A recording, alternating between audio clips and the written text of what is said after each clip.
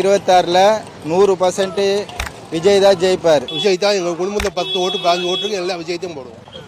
நாங்களாம் விஜய் தான் போடுவோம். புதுசாக வந்தால் நல்லா இருக்கணும். அவருக்கு போட இவங்களும் விஜய் தான் போட போகிறாங்க, அவங்களும் விஜய் தான் போட போகிறாங்க. விஜய் தான் ஜெயிக்கிறது வாய்ப்பு. டிவிக்கே தான்.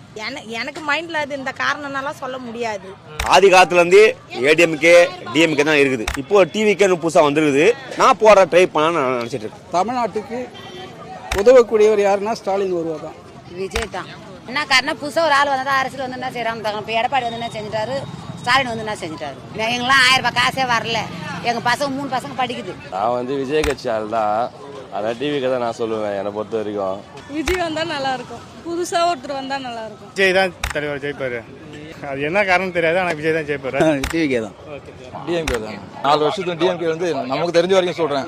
என்ன குறையா இருக்குன்னு நினைக்கிறீங்க? விஜய் என்ன வந்தால் நல்லா இருக்கும். ஏன்னா எல்லா கட்சியும் பார்த்தாச்சு, வருஷம் பார்க்குறத புதுசாக யாராச்சும் வந்தால் நல்லா இருக்கும். ஏடிஎம்கே படித்தவங்களுக்கு வந்து மரியாதை இல்லாமல் இருக்குது. ஏடிஎம்கே தான் ஆச்சு தான் வரும். எங்கள் அண்ணன் விஜய் வரட்டும், நல்லது பண்ணட்டும், மக்களை காப்பாற்றட்டும். இவ்வளோ இருந்தோம், திருப்பி அவர் வேற மாற்றி காட்டட்டும். விஜய்க்கு தான் வாய்ப்பு. என்ன காரணம்?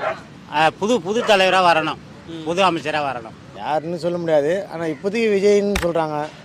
வந்து வரட்டும், அவர் ஒரு தடவை வந்து பார்த்தா தெரியும். கேப்டனுக்கு கொடுக்கல அந்த வாய்ப்பு. அவர் வளர்த்த புள்ளி கொடுக்கலாம், விஜய் கொடுக்கலாம்.